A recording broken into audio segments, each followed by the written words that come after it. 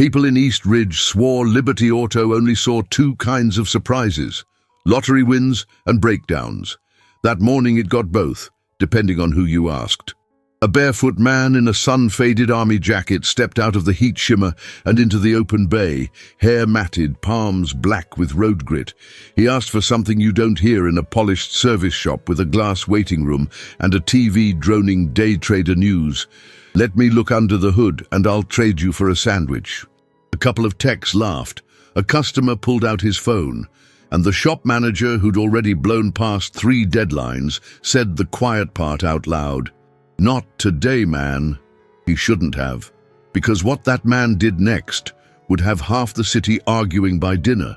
Are we so in love with appearances that we can't recognize mastery unless it's wearing a name tag?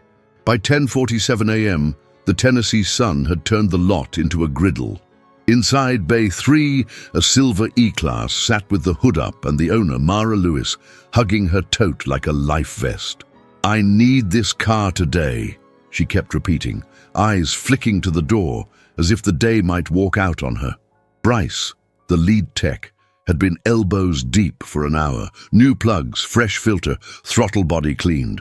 The engine would start, then die. Toy box smooth one beat, anvil heavy the next. "Never seen anything like it," Bryce muttered, smearing sweat with a shop towel that just spread the grease around. That's when the barefoot man, Noah to some, nobody to most, arrived at the lip of the bay, shadow falling across chrome. He wasn't loud. He wasn't begging. He stood with a kind of tired courtesy and said, "Mind if I listen to it?" Bryce snorted.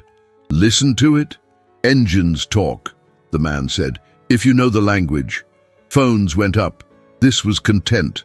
Luis, the junior tech, whispered, "Dude wants to do diagnostics with his ears." The service writer gave a customer-facing smile that said, "We're above this," and glanced at the door for a manager. Mara didn't move. Something about the stranger's tone, flat, free of bravado, cut through the patronizing buzz. She'd spent the last year in boardrooms where people performed confidence like theater. This wasn't that. "How long?" she asked him. 2 minutes, he said. 3, if you want me to be nice about it." Bryce tossed the towel. "Fine. If you break something, you're paying for it with AirPods?" Laughter. The man didn't flinch. He leaned, eyes soft, not with pity, but with calculation.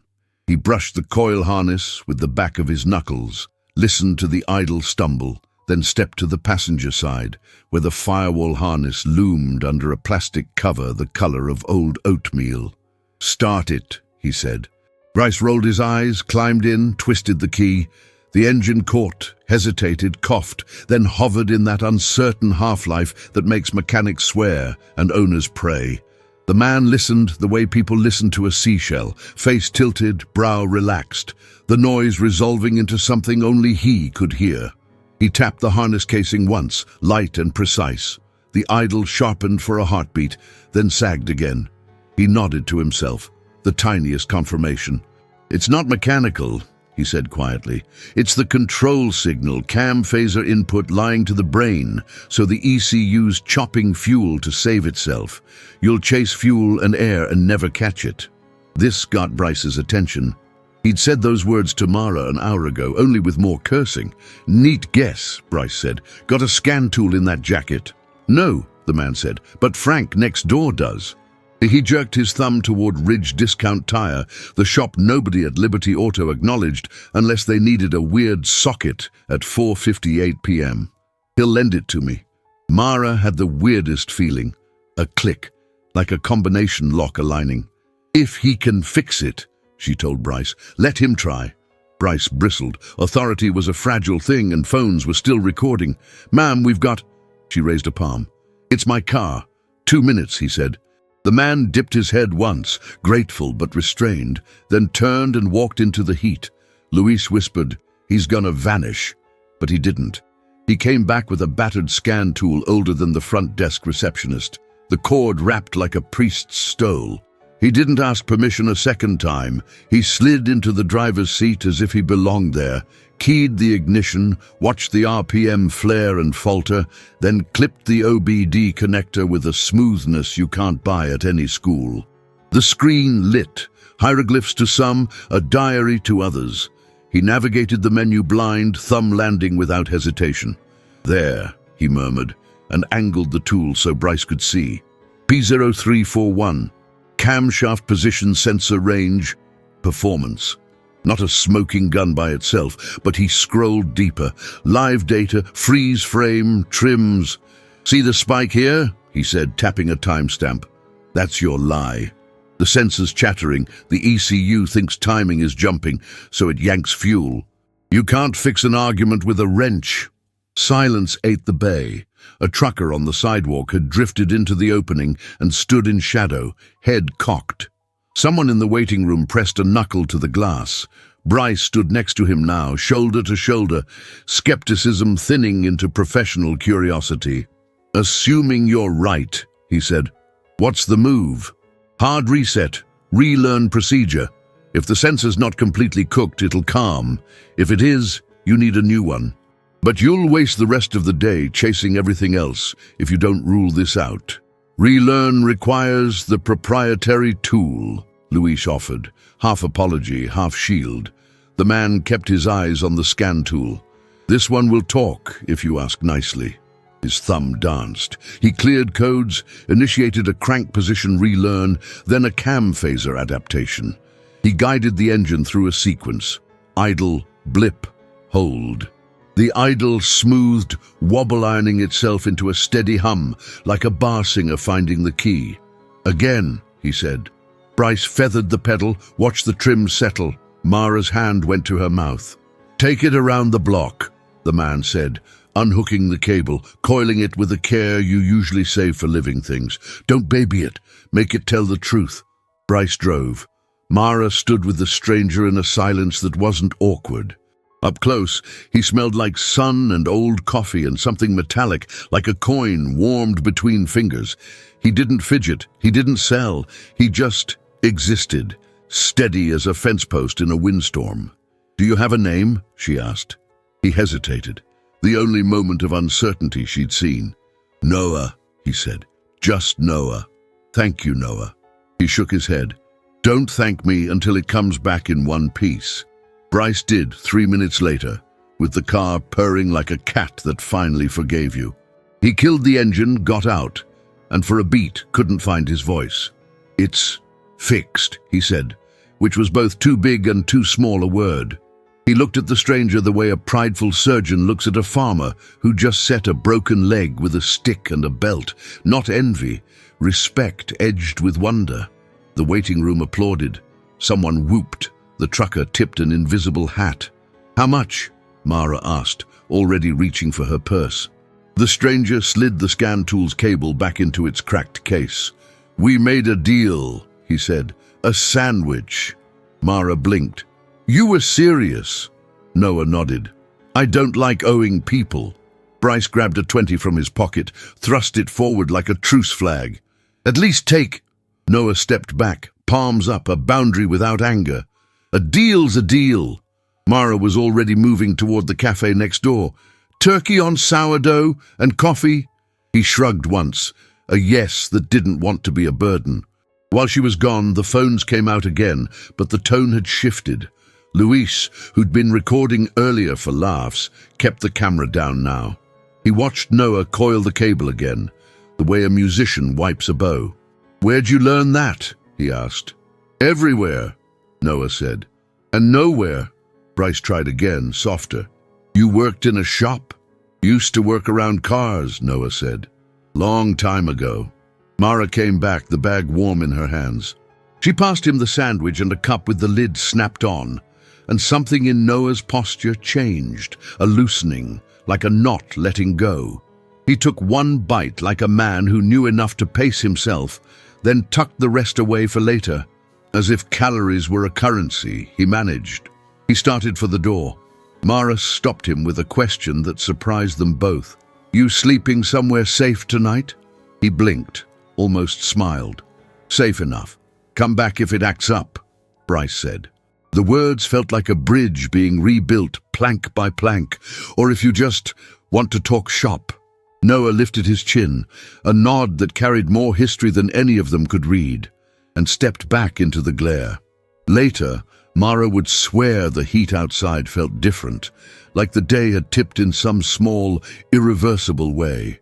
She got in her car, turned the key, and listened to the engine settle into that unshowy competence that keeps lives on schedule. It sounded like a future she could trust. And online, because everything goes online, someone posted a 30-second clip titled, "Homeless Guy Fixes Benz in 3 Minutes, Mechanic Stunned." The comments started as mockery, then they slowed, then they turned. By sunset, a handful of users were saying something nobody at Liberty Auto yet knew how to process. "I've seen that guy before." If you're into stories like this, don't forget to hit like and subscribe. Your support helps us bring more powerful transformations to the channel. By late afternoon, the 30-second clip had been scraped, duetted, captioned, and re-uploaded under half a dozen clicky titles. Most were the same shaky angle. Noah tilting the scan tool, the engine smoothing like a sheet pulled tight. The first comments were variations of staged and shop PR, then a few mechanics weighed in with jargon that sounded like a secret handshake. Piezo 341 can absolutely cause fuel cut. Dude isn't wrong. A tow operator from Kentucky typed, "Some people hear timing, like musicians hear pitch. That one stuck." Mara didn't find the clip because she was looking for it. She found it while doom-scrolling at a stoplight, the way you find anything now, algorithm tossing breadcrumbs you didn't know you'd dropped. She watched it twice, then a third time, with the volume up. It wasn't just what Noah did. It was how he handled the tool, the harness, the pause before calling the fault. No theater, just certainty. She'd known a man like that once. Her father used to say engines tell the truth if you don't interrupt them. He'd tap the valve cover with 2 fingers and say, "They hum, Mare. You have to stand still long enough to hear the part that's off-key." Inside Liberty Auto, the day didn't get kinder. The next car up, an F10 BMW with a red paint job that could blind you, coughed itself into a sulk every time Bryce touched the throttle. Luis shuffled between bays, sweat stippling the back of his neck. Customers had that particular waiting room quiet, 1 notch below mutiny, and over everything, the ghost of what they'd all seen. Pride is heavy, so is possibility. Across the street, a ride-share car braked too sharply and spilled a woman out with a 3-year-old who had the wrecked, glassy look of a fever that hasn't decided which direction to go. The woman, Lauren Carter, hit the sidewalk at a half-run, balancing a diaper bag and a child who didn't want to be balanced. She wasn't headed for Liberty Auto. She was headed for her husband, who'd said he was 2 minutes away 20 minutes ago and was now pacing in front of the BMW with a jaw that belonged on a courtroom poster. Henry Carter was a litigation attorney with a 1,000-yard stare and the kind of voice judges lean toward. Today, it trembled. "Any progress?" he asked Bryce again. He ran a hand through hair that had been perfect in the morning and wasn't now. "We need the car. Urgently." "We're on it," Bryce said. He wasn't lying, but the engine didn't care. Lauren rocked the boy, Ethan, and didn't bother to hide the way she checked her watch. "Henry, if we don't get to Children's by 4, we're waiting in intake another hour." She lowered her voice. "He spiked at 103 this morning. The pediatrician wants him seen." Henry pinched the bridge of his nose. "Give me 5 minutes." Online, the comments under the clip kept tilting. Someone wrote, "That's Noah, right?" Another, "If it's who I think it is, you're all sleeping on a story." No details, just suggestion. People love suggestion. They shared it like a dare. Noah had not left the neighborhood. People who live outside know how to hover near places that feel less hostile than others. The alley behind Ridge Discount Tire had shade at 3 p.m. He leaned against the cinder block and ate the second half of the sandwich in small, methodical bites. Food is math. You pace it or it paces you. The noise from Liberty Auto bled into the alley, the bad idle, the scramble. He didn't intend to go back. Pride protects even the hungry. But then Ethan cried the way small children cry when their bodies betray them, thin and without breath at the top, and Noah moved before the thought formed. Lauren saw him first. She flinched, then didn't, because his hands were open and empty, and his voice was the kind people use in libraries and churches. "May I listen?" he asked Henry, not Bryce, because authority is about where eyes land. Henry looked him up and down and saw everything he didn't want. Dirt under nails, boots with the sole peeling, a coat that had known winters. "Absolutely not," he said, automatic and sharp. "Henry," Lauren said. She didn't have time for vanity. "Please, if he can help, let him." "It's a high-pressure fuel system," Bryce said, half to Lauren, half to himself, watching Noah the way you watch a dog that understands door latches. I'm not opposed to more eyes." Henry hesitated just long enough to look like a man who considers data. "Fine," he said. 2 minutes." Noah placed 2 fingers on the fuel rail, a touch as light as a birthday wish, and closed his eyes. The engine stumbled. He tilted his head and regarded the stumble the way a carpenter regards a long board, listening for where it wants to split. "Your pump's not holding steady," he said. "Pressure wanders when load changes. You can hear the injectors go off beat when that happens." He opened his eyes. "Where's your gauge set?" Luis fetched the kit without waiting to be told. Numbers made the argument plain. The needle dipped every time Bryce tickled the throttle. Not a cliff, just a sag. Enough to make a computer paranoid, enough to strand a family. "Can you fix it here?" Lauren asked. She didn't mean you personally. She meant we, together. "If you have a pump," Noah said. "If you don't, you have a strip mall with 3-part stores and someone who can run fast." "Price?" Henry asked, because he needed a ridge to put his feet on. "Cheaper than a hospital overnight," Bryce said. It wasn't a joke. He shot Luis a look that said, "Move." Luis bolted. 10 minutes later, he came back with a white box and the graceless triumph of a sprinter who doesn't remember setting personal records. Noah opened the box, handled the new part like something that could bruise, and pointed once. "Battery off! Bleed the line! Catch the spill!" He didn't assume control so much as create a lane and step into it. Bryce let him. Authority isn't fragile when you hand it over on purpose. Lauren stood with Ethan under the overhang, whispering a story he was too hot to follow. Henry wore a groove in the concrete until Noah said, "Sir?" and held out a rag. "You'll want this if you're going to pace." Henry blinked, took it, and didn't quite smile. "You always this calm?" "No," Noah said. "Not always." The swap took 12 minutes, because fear makes you careful, and meditation makes you faster. Noah reconnected the battery and signaled Bryce. The engine lit, hesitated as if remembering a grudge, then settled into the kind of idle that sends people to sleep on long road trips. Bryce watched the fuel gauge sit still, a tiny mercy shaped like a needle. "Go," Noah said. Lauren had Ethan buckled in before Henry's brain caught up. She leaned across the console and spoke out the window. "Thank you," she said to Noah. "Whatever this costs, we'll—" He shook his head. "Get him where he needs to be." Henry hesitated as if money might buy back control of the moment. Then he gave it up, because time had hands on his shoulders and was turning him toward the hospital whether he liked it or not. "I'll be back," he said, and meant it. The BMW slid into traffic, the taillights shrinking into afternoon. When quiet returned, it had a different shape. Bryce put both palms on the fender and let out a breath he hadn't planned. "You just pulled a rabbit out of a high-pressure hat," he said. Again. Noah wiped the last of the fuel from his knuckles. His hands were a map, old scars like faded counties, a fresh nick like a new highway. "You were already close," he said. "You just needed the thing you were ignoring to get loud." Louis stared. "Where did you learn to hear that?" "Long time ago," Noah said. "Lots of places." Mara, who had drifted back from a call she couldn't remember making, spoke before her courage got shy. "Do you have a place to be tonight?" she asked. "I'm not." She searched for the right container for the offer. Charity is a brittle word. I know someone who runs a transitional motel program, safe rooms, no strings.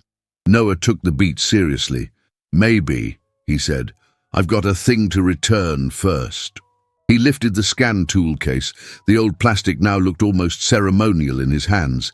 He nodded toward Frank's shop. He loaned it. Bryce cleared his throat. Words are tools too, and the good ones are specialized. Noah, he said, trying the name for the first time and finding he liked how it fit. If you're interested in real work, I've got bays and not enough hands. He stopped, recalibrated, respect catching up to intent. Not enough ears. You don't have to decide today. Just, we could use someone who hears what you hear. Noah's gaze drifted to the open bay, the light on the floor like a river. He stood there a long second, his face unreadable, listening to something no one else could hear. Maybe an engine, maybe a memory. I'll think about it, he said finally. It was honest and not evasive. He crossed to Frank's, stepped into the cool dark, exchanged a few words with the older man that felt like a conversation between old instruments, and stepped back out with empty hands. The sky had softened, the hard white of day bruising into evening. On the sidewalk, a teenager pointed a phone at him and then lowered it, as if the gravity of what it might catch outweighed the dopamine of posting it.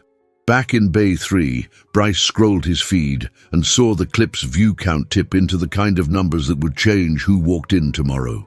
In the comments, the rumor had grown bones. If that's the guy I think it is, he used to be a legend. Not just a mechanic, a driver, the one who could tune by touch. No proof. Just a name someone didn't dare type. Yet. Mara looked from the screen to the door where Noah had disappeared. This isn't over, she said quietly, to no one and everyone. It's a beginning. Outside, Noah turned left without thinking and found himself on a block he hadn't visited in years. The past doesn't live in places, it lives in the angles between them. He stopped at the corner, closed his eyes, and let the city's sounds layer. Tires, distant siren, a bus braking, a bicycle chain clicking. The smallest flutter of a timing belt on a sedan 2 streets over. That would be a problem next week if someone didn't catch it. He opened his eyes and kept walking. By the next week, Liberty Auto was busier than it had ever been. Not because the shop suddenly got better at advertising, but because of the video. People were curious. They wanted to see the mystery mechanic who'd fixed a Mercedes in minutes and a BMW in less than an hour. Some came hoping to spot him. Others came because they believed that if their car had a problem no one else could solve, maybe he would appear again. Inside the bays, Bryce and Luis worked harder than usual, half proud and half threatened. Every time a customer asked, "Is that guy here today?" Their pride stung, but a strange hope lingered too. If he came back, maybe Liberty Auto could become more than just another shop. Maybe it could matter. Mara hadn't stopped thinking about him either. Every time she drove her car, the smooth hum reminded her of Noah's hands moving with a confidence that bordered on sacred. It wasn't just skill, it was intimacy, as if he and the engine spoke the same language. Her father used to talk like that, but he was gone now, leaving her with only echoes. Noah's presence had lit something inside her, and she wasn't ready to let it fade. Across town, Noah was back under the overpass, where nights came cold even in summer. His world was measured in small things. Half a sandwich saved, a coat pulled tighter, the sound of trucks rumbling overhead. But he wasn't invisible anymore, and invisibility had been his armor. A group of teenagers passed by and one pointed, whispering, "That's him, the guy from the video." Noah lowered his gaze. Fame was a curse he had once known too well. He didn't need reminders of what it had cost him last time, but rumors spread faster than he could walk. In a downtown diner, a man scrolling through his phone froze at the shaky footage. His name was Cal Henderson, once a pit crew chief who had lived through 1,000 race weekends in the 1990s. He whispered to himself, "Can't be." He rewound the clip, paused it on Noah's face, those tired eyes. He knew that look. Once upon a time, those eyes had been behind the wheel of a rally car that fans called Unstoppable. Back then, his name wasn't Noah. It was Jack Golden Hands Rivers, a driver who could tune his own machine and still outrun the best, until tragedy erased him. Cal stared at the screen, hands trembling. If it was true, then the man everyone thought dead hadn't disappeared. He'd just fallen farther than anyone imagined. 2 days later, Mara stopped by the shop again. She found Bryce bent over a Dodge with his usual scowl. "Any sign of him?" she asked. Bryce wiped his hands. "Not since that day. Honestly, I don't know if we'll ever see him again. Guys like that don't stick around." Mara folded her arms. "Guys like that don't just vanish either. He knows things no one else does. I can feel it. He has a history." Luis, overhearing, piped up. "History or not, the guy's living under a bridge. People don't end up there unless something broke bad. Or unless something was taken from them," Mara countered softly. Her words lingered longer than any of them wanted to admit. That evening, Liberty Auto faced another nightmare. A cherry-red Corvette sat lifeless, its owner pacing like a caged lion. His name was Mr. Dalton, a wealthy contractor who treated every delay as a personal insult. "This shop was supposed to be the best," he barked, "and yet here I am, wasting time while you clowns guess." Bryce's knuckles whitened around his wrench. Luis muttered under his breath. Tension crackled through the bay, and then from the sidewalk a shadow paused. Noah. He hadn't planned to walk in, but the sound, the sputter, the uneven rhythm was too loud to ignore. Engines still called to him, whether he wanted them to or not. The room stilled when he stepped inside. Dalton sneered. "What's this? You hiring vagrants now?" Mara, who happened to be there dropping off her car, moved quickly. "He's the one who fixed mine. Maybe you should let him try." Dalton laughed, harsh and cruel. Let a homeless man touch a car worth more than his life? Absolutely not. But Bryce, pride bruised though it was, surprised himself. "With respect, sir, maybe you should let him." Noah didn't argue. He simply waited. His silence spoke louder than Dalton's mockery. Finally, Dalton threw up his hands. "Fine. 2 minutes. If he scratches it, you're all fired." Noah approached the Corvette, listening as if the metal whispered. He laid his palm on the hood, closed his eyes, then crouched by the wheel well. "Fuel delivery," he murmured. "Pump stumbles under load. Same song, different verse." He looked at Bryce. "You have the part?" Bryce swallowed, then nodded. "In the back." 10 minutes later, the Corvette purred like it had been born that way. Dalton stared, speechless. Pride and disbelief battled on his face before greed finally won. "Name your price," he said, reaching for his wallet. Noah shook his head. "A deal's a deal. I just wanted to help," and he walked out, leaving Dalton holding money no one had asked for. That night, Bryce couldn't shake the image of Noah disappearing into the dark again. Mara couldn't either. She found herself saying out loud what they were both thinking. "We can't let him vanish this time." Bryce nodded slowly. "The man's a ghost. But maybe it's time someone decided to follow one." By the end of the month, the video of Noah had crossed 1 million views.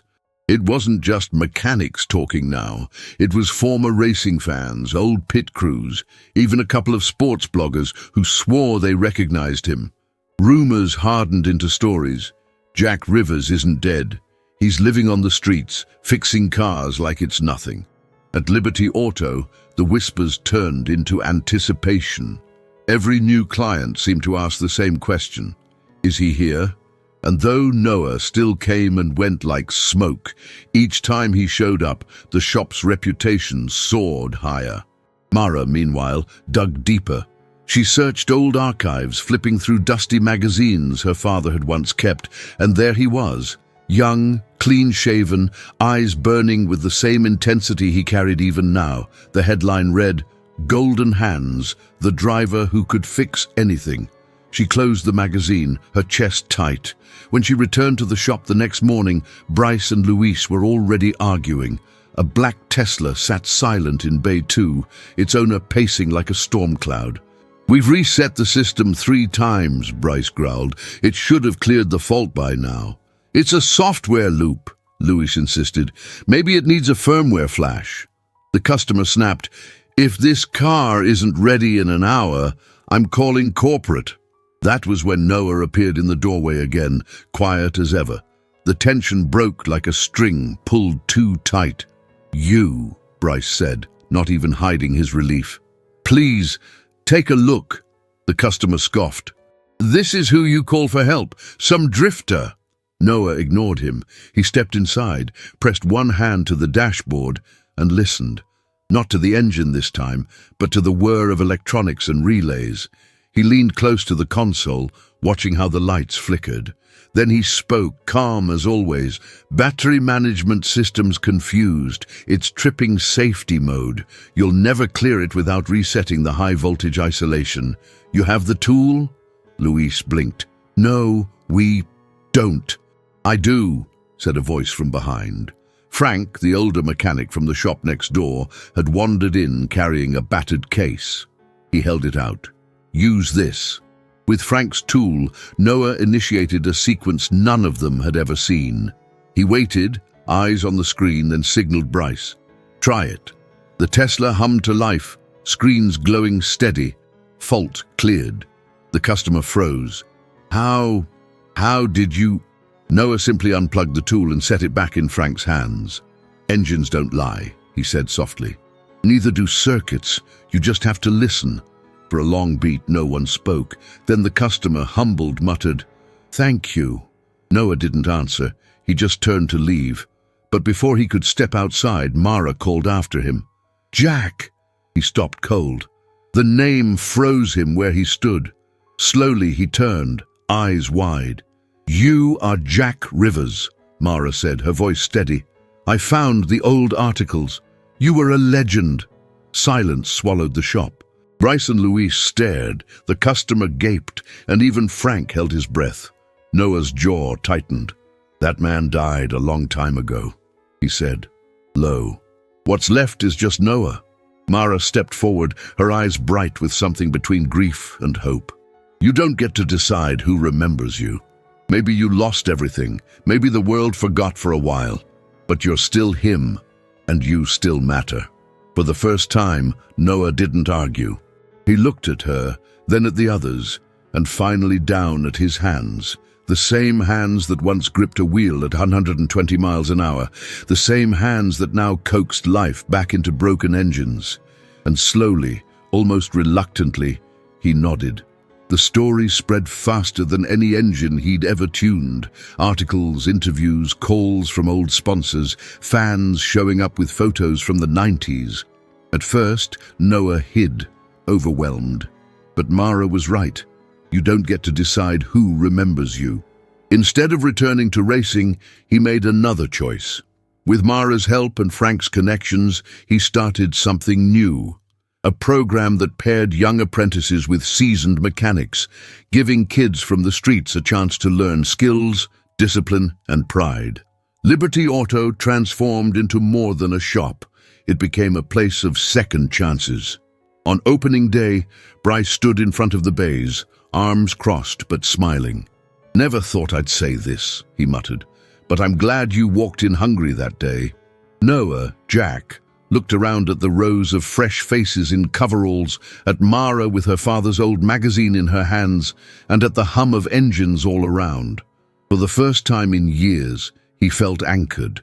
Engines don't lie, he repeated quietly, and maybe lives don't either. They just stall until someone helps restart them. The crowd applauded. Cameras flashed, but Noah barely noticed. His eyes were far away, soft with memory, steady with purpose. He had fallen as far as a man could fall, and yet here he was, back on his feet, teaching others to listen to the truth only engines and broken hearts can tell. If this story moved you, don't forget to like, subscribe, and share it, because sometimes the greatest second chances begin with us.